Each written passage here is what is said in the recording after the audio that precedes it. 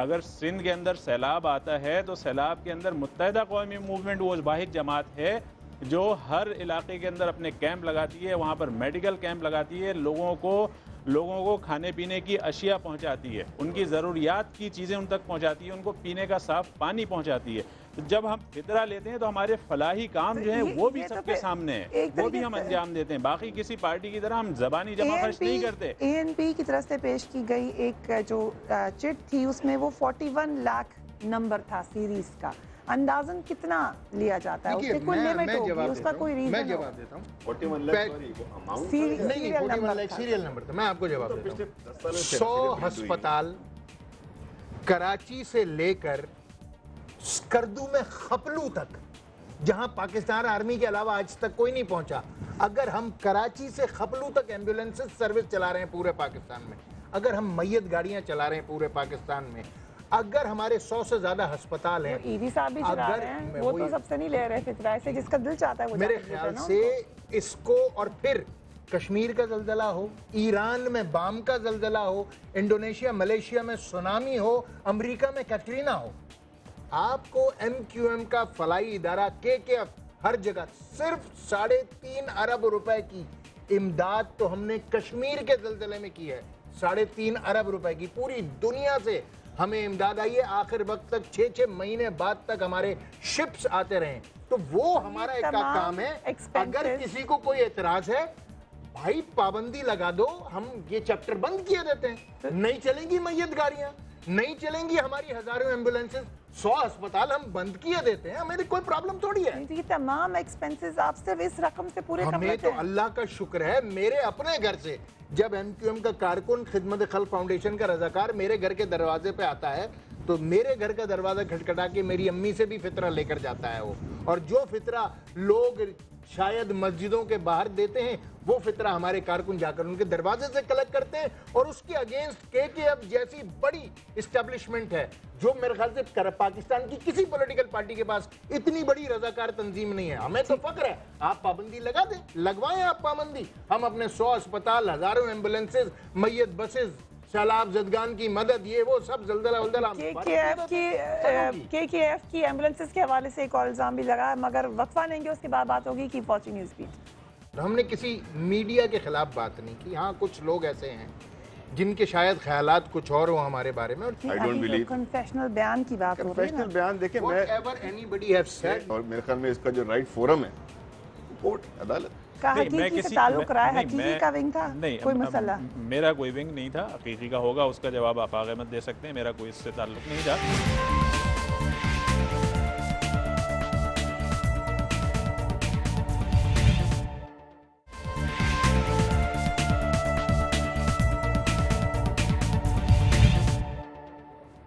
Welcome back. हम बात करें 9-0 से और वो तमाम इल्ज़ाम जो मुत्तहिदा कौमी मूवमेंट पर बारहा लगाए जाते हैं, उसी के हवाले से जवाब देने की कोशिश करें। प्रोग्राम का आखिरी हिस्सा है, इसलिए डॉक्टर साहब, मीडिया के हवाले से आप लोगों का क्या रिश्ता है? दो तरफ की एक्सट्रीम ओपिनियन आती है। एक ओपिनियन ये है कि मीडिया आपको बहुत ज़्यादा फेवर करता है, आउट ऑफ द वे जाके आप लोगों को कवरेज दी जाती है। उसके बाद ये कहा जाता है कि आप धमकियाँ देते हैं लोगों को, उनके प्रोग्राम्स के ऊपर प्रेशराइज करते हैं, आपके बंदे प्लांटेड हैं। हकीकत क्या है? जो बात है आज़ादाना सहाफ़त की, तो सहाफ़त का काम ये है कि एनालिसिस पेश किए जाएँ, तज़्ज़िये पेश किए जाएँ, लेकिन अपनी राय, अपनी ज़ाती जो भी दिल में या जहन में जो चीज़ है, वो अगर आप 18 करोड़ लोगों के जहनों में ज़बरदस्ती इंजेक्ट कर रहे हैं और उनके मुंह में अपनी ज़बान डाल रहे हैं, वो थोड़ी सी बददियानती है। ऐसी ज़र सहाफ़त को यकीनन कोई भी जमहूरी जमात, कोई भी सियासी जमात यकीनन कभी भी फेवरेबल करार नहीं देगी।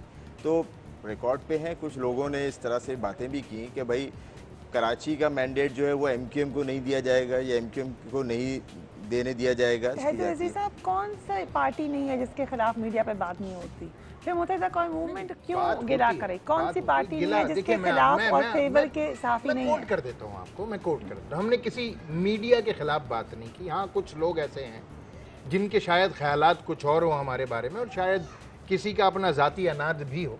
मैं आपको मिसाल देता हूँ। जिस दिन कायदे तहरीक की प्रेस कॉन्फ्रेंस हुई, उस दिन एक निजी चैनल के एंकर ने आकर एक दूसरे प्रोग्राम में अपनी नौकरी जाने के लिए MQM को अक्यूज कर दिया।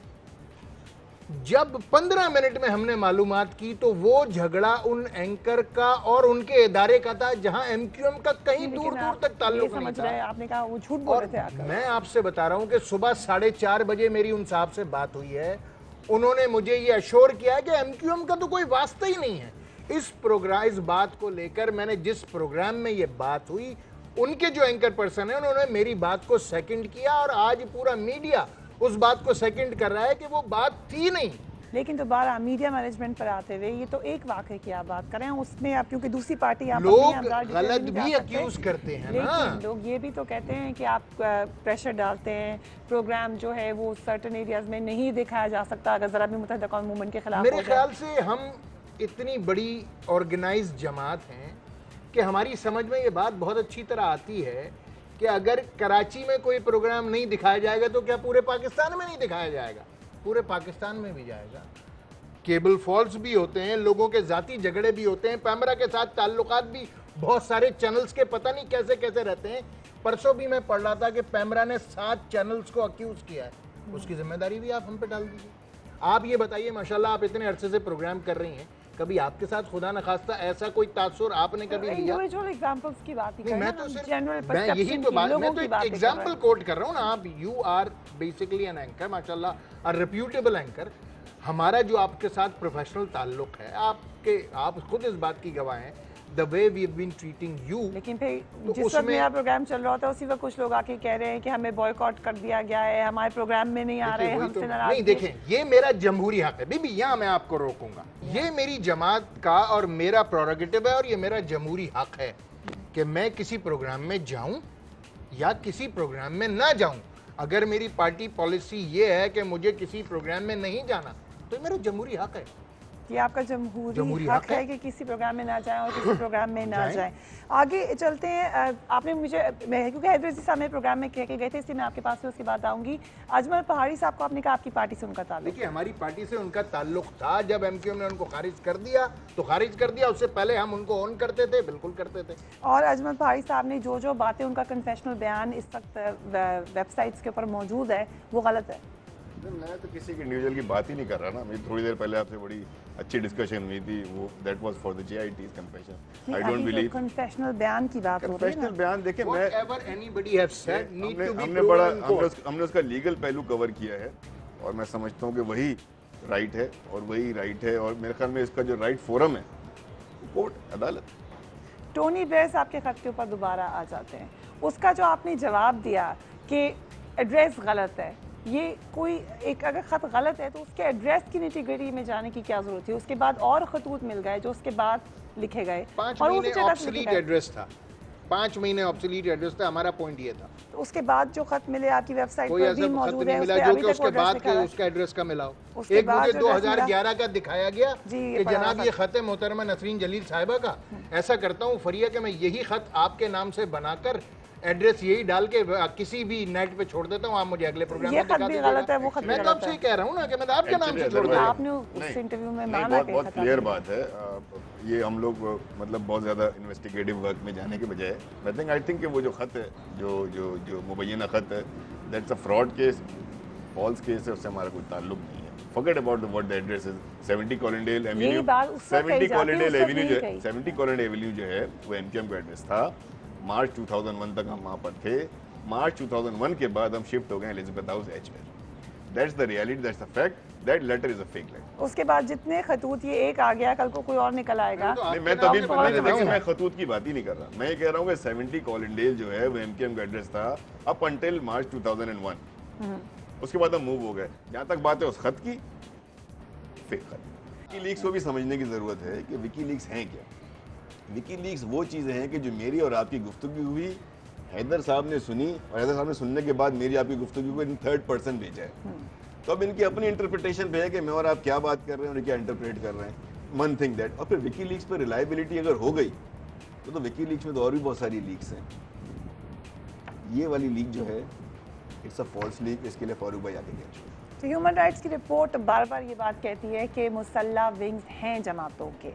कोई पार्टी ये बात मानने को तैयार नहीं है। ह्यूमन राइट्स की रिपोर्ट गलत कहती है। हमारा तो कोई विंग नहीं है। कोई मुसल्ला विंग कोई है मुसल्ला विंग न था, न है, न होगा, ना कोई सीक्रेट विंग है, ना कोई सीक्रेट विंग है। हम तो जितने कैंडिडेट हमें, मुझे बता दीजिए कि आज तक किसी भी पॉलिटिकल पार्टी के हेडक्वार्टर्स पर बैठकर कितने एंकर्स ने प्रोग्राम किए होंगे, जितने यहाँ पर प्रोग्राम हुए हैं। We are the most candidate political party, most open political party, most media loving and media darling political party is MQM. हमारा तो जो 90 है वो हर सहाफ़ी के लिए, हर ऑर्गेनाइजेशन के लिए खुला रहता है, लोग आते रहते हैं, जाते रहते हैं, सारी चीज़ें बिल्कुल हथेली की तरह सामने हैं।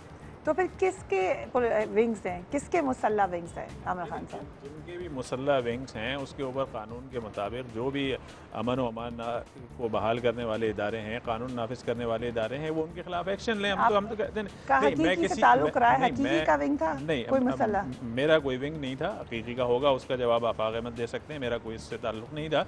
लेकिन मैं ये कह रहा हूँ कि जिसका भी है, मुत्तहिदा कौमी मूवमेंट का ऐसा कोई विंग नहीं है, लेकिन जिसका भी है उसको कानून के मुताबिक उसके साथ निपटना चाहिए। इतलात तो होंगी किस पार्टी के विंग्स हैं रज़ा हारून साहब, आपके पास कोई इतलात तो? हमारे पास जितनी इतलात थी हमने चीफ जस्टिस साहब के साथ शेयर की, उनको दी। एक और बात जो दोबारा अल्ताफ हुसैन साहब की चली जाती है प्रेस कॉन्फ्रेंस में, वक्त भी कम है, उसमें उन्होंने कहा कि इंटरनेशनल कोर्ट्स के पास जाया जा सकता है, उसके पीछे क्या मसला है? देखिए, इस बात को मैं पहले तो वो कर दूं कि विंग्स की जहाँ तक बात है तो लोगों के बयानात हैं ना, 3-3.5 लाख असले की बातें करने वाले, फिर इसी शहर के अंदर जहाँ पे लोगों ने लोगों को कत्ल किया है, कत्लेआम किया है, फिर उसके बाद हमने कितने टीवी पे शॉट्स देखे हैं कि जी रैलियाँ निकल रही हैं, ओपन फायरिंग की जा रही है, कौन किसको छुड़ा के ले जा रहा है, ये सारी बातें हैं ना। अभी जो दोबारा प्रेस कॉन्फ्रेंस में मुस्लिम लीग नून के हवाले से कहा गया, तो उसका मतलब है उनका विंग है जो आपकी इतलात के मुताबिक काम कर रहा है। जो मुख्तलिफ फुटेजेस सामने आई हैं, लोग उससे परसीव करते हैं और मेरे ख्याल से वो मीडिया बड़ा आज़ाद है, अब चीज़ें दूध का दूध और पानी का पानी होता है। अल्ताफ भाई ने कोई कैटेगोरिकली नहीं कहा कि किसी का मीडिया विंग है। आखिर में क्योंकि प्रोग्राम का वक्त ख़त्म हो रहा है, हम इसको एंड करना चाहते हैं, आइंदा के दिनों में नेक्स्ट इलेक्शन को कब देखते हैं आप और क्या स्ट्रेटजी होगी आप लोगों की? हमारी ख्वाहिश है कि पार्लियामेंट अपनी मुद्दत को जिस तरह पिछली गवर्नमेंट में पूरा किया था, इस गवर्नमेंट में पूरा करे और 2013 में इंतखाबात हों और एमक्यूएम इंशाल्लाह पूरे पाकिस्तान से इंतखाबात में हुकूमत में आ रहे हैं आप लोग वापस। देखिए, हर सियासी जमात जो है वो बुनियादी तौर पर जब सियासत करती है तो उसका बुनियादी मकसद, उसका मंशूर ये होता है उसने आवाम की खिदमत करनी है। और मैं नहीं समझता कि पाकिस्तान की कोई भी सियासी जमात उससे आप सवाल करें कि आपने हुकूमत में आने के लिए सियासत कर रहे हैं अपोजिशन के लिए, तो कोई भी आपको शायद ये जवाब ना दे कि मेरी सारी सियासत का मकसद अपोजिशन में। सदर सदाई साहब कहते हैं मना लिया उन्होंने आपको, वापस आ जाएंगे आप लोग हुकूमत में। सरदारी साहब ये बात कह रहे हैं, बार बार खबरें आती, अपनी बातों का तो वो खुद ही जवाब दे सकते हैं। देखिए जी, जब तक जो इश्यूज़ है जिस पे हम गए हैं बाहर, अगर रिजॉल्व नहीं होंगे तो बिल्कुल नहीं आएंगे। इस शहर के लोगों की ज़िंदगियाँ अगर इस तरह से बेदरीग खून की होली खेली जाएगी तो नहीं आएंगे। इस शहर के लोगों को अमन मिलेगा, हमने क्या मांगा? अमन ही मांगा है ना। अगर वो एड्रेस होता है तो ठीक है, we can look into it. लेकिन अगर इस शहर के लोगों को रैंसम देना है, भत्ता देना है, इस शहर के लोगों को अगर कत्ल होना है, तो फिर तो बात कोई वो नहीं बनेगी। तो फिर मुश्किल है। डॉक्टर सगीर साहब, रज़ा हारून साहब, आमिर खान साहब और हैदर रज़ी साहब, बहुत बहुत शुक्रिया। न्यूज़ बीट का खुसूसी प्रोग्राम जो कि हमने 2 पार्ट्स में किया था, पहले हिस्से में और दूसरे हिस्से में हमने आपको मुसलसल उन सवालात के जवाब देने की कोशिश की जो ना सिर्फ मुख्तलिफ जगहों पर उठाए जाते हैं बल्कि किए जाते हैं। मुत्तहिदा कौमी मूवमेंट की तरफ से जवाब आए, आप उसके बारे में क्या कहते हैं? Do write to me on newsbeat@sama.tv और join me on my Facebook page which is news beat with Faria Rees. मुझे मेरी टीम को आज 9-0 से इजाज़त दीजिए। अपना ख्याल रखिएगा। अल्लाह हाफ़िज़।